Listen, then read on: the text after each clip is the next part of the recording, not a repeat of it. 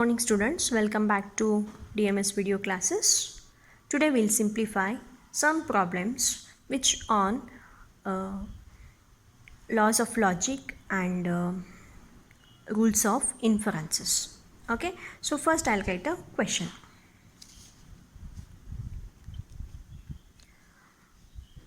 Given is P implies R, negation of P implies Q, Q implies yes. Therefore, negation of R implies yes. Show that the given argument is valid. Okay, so what they do, they may give like this, or this is going to be called as tabular form, or else they may give in this format also. P implies R and negation of P implies Q and Q implies yes. Then whole implies negation of R implies yes. Okay, so they may give in this format or else they may give in this format. Anything is fine. Okay, so now we need to simplify this one. How we need to simplify? We are going to use a rules of inference and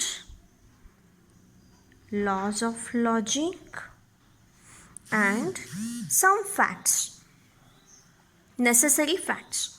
So among these, whichever is applicable, using those we are going to simplify this one. Okay, let us simplify.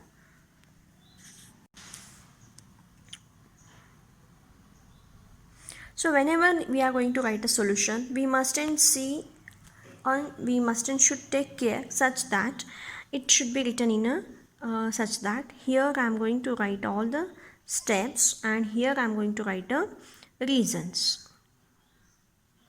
Okay, so first step, what I am having, so what is my first primitive statement, not primitive statement, premises. So any of this one I can choose and can use any of the rules such that I'll be getting this conclusion. So look at here, here it is P implies R and here it is negation of P implies Q and here it is Q and implies yes. Okay, so I can use any of this one to get to this one. So what I can do, I can apply this and this law. Okay, I can apply a law of syllogism. So this Q and this Q gets, and left out is P implies R and Q implies S. That is one possibility. Or else here what I'll be doing, I'll take a first P implies R only. So I'll write here P implies R. What is this? This is going to be a premises. Okay, then second what I'll do, I'll take a what I'll do, I just in a this one, which one, conclusion, it is not R but instead it is negation of R. So I'll convert this one into negation of R. So I'm going to use a certain facts over here. Okay, so what I'll be doing, I'll write here from step 1 and P implies Q is logically equivalent to negation of Q implies negation of P. This we already solved while finding a truth table, and this is logically equivalent. Okay, so it is also called as a contrapositive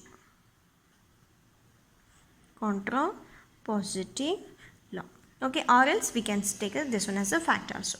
So what I'll be getting here, P implies Q will become negation of Q implies negation of P. I don't have PQ but I have a P and R. So what it will become, negation of R implies negation of P.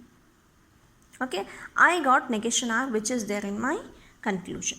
Okay, next third step I'll write. Third step I'll do, next primitive statement I'll take. What is next primitive statement? negation of P implies Q. This is, I'll write as a premises. Okay, then look at here, using that one, any of these things. Okay, can I apply any law? Yes, here it is common and here it is also common. So both are negation of P. I can apply law of syllogism. Okay, so what I'll write? From step 2 and step 3 and which law?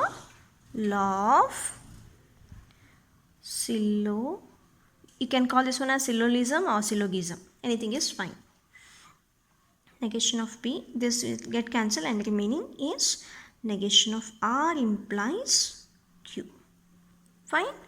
Next what we are going to have? Q implies yes, yes. So I'll write just that left out premises. Q implies yes is a premise. Okay, once it is over, next what I'll be doing? I will be writing here, next is 6th step. Now looking at this one, this is also common, this is also common. So what I can say is I can apply again a law of syllogism. So which all steps? 4 and 5. So I'll write here from step 4 and step 5 and which law again? Law of syllogism. So retained is negation of R implies yes. Look at here, is it conclusion is similar? I'll just move. Okay. Negation of R implies yes. Is this I got exactly? Yes, I got. Therefore, we got the answer. Therefore, negation of R implies yes. Hence, given argument is valid. Understood? Any doubts? One more thing you have to observe. I have used all the premises. So this is my first premises, this is my second premise, this is third premise. All three premises I have used.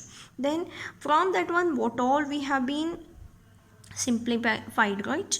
Those steps I'm using and combining with the premises, or considering those, I'm applying some logical laws and I'm getting the answer. This is how you need to simplify.